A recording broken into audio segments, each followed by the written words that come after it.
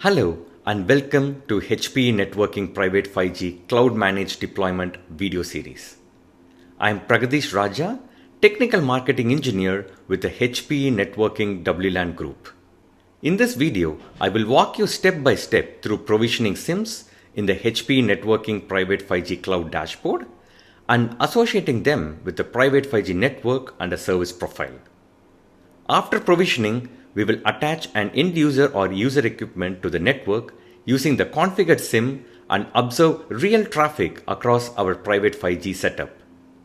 Today, we will cover adding SIM to the dashboard, provisioning and editing SIM details, reprovisioning and disabling SIMs, onboarding a UE, and monitoring SIM activity. If you have not already, please review the on-site network plan for P5G, P5G core deployment, and P5G small cell radio configuration videos. These steps provide the foundation required for successful SIM provisioning and device connectivity. Let's talk briefly about SIMs. A SIM, whether a physical SIM or embedded or eSIMs, securely stores the credentials and secret keys that allow a device to authenticate onto your private 5G network. The form factors offered by HPE support both physical SIMs and eSIMs, depending on your device and deployment needs. As a recap, here's our private 5G network with the core deployed, radio configured, and the network status indicating it's up and running. But at present, we have no subscribers added to the network. From here, the Subscribers tab is your SIM management hub.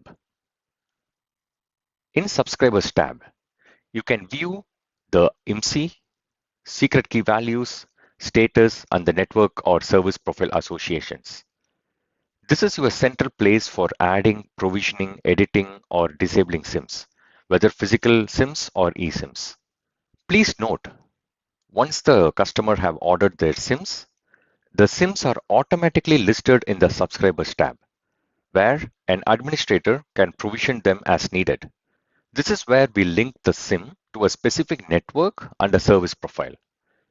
Let's enable a couple of SIMs and associate them to our SP employee service profile in the network that we created earlier.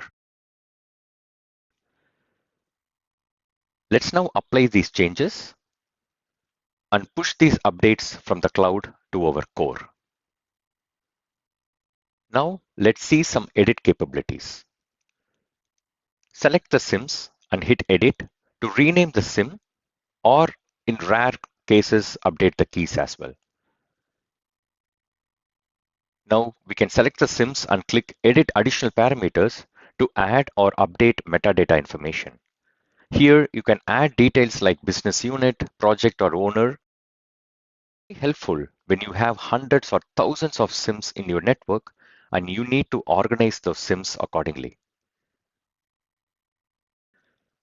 If an existing SIM needs to be moved to a different network or assigned a different service profile, simply plan enabling again and select the new target network or profile. In case of compromised SIMs or those you want to archive temporarily, you can disable them as well. This immediately removes their ability to connect. Now that our SIM is provisioned, the UE or the user equipment or the end device clients can join the network. The UE must support band B48 for 4G or band N48 for 5G and have a SIM slot or eSIM capability. For eSIM activation, you need an initial internet connection via Wi-Fi or another carrier. Once installed, the device is ready to connect to private 5G network.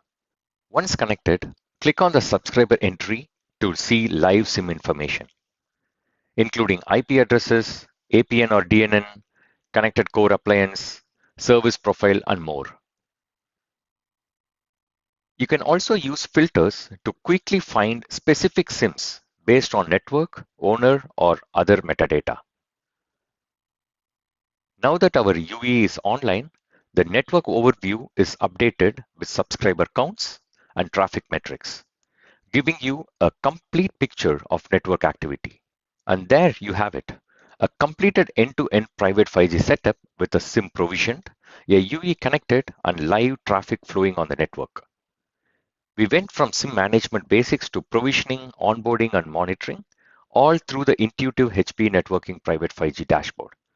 This process scales effortlessly whether you are managing 10 SIMs or 10,000. Thanks for watching.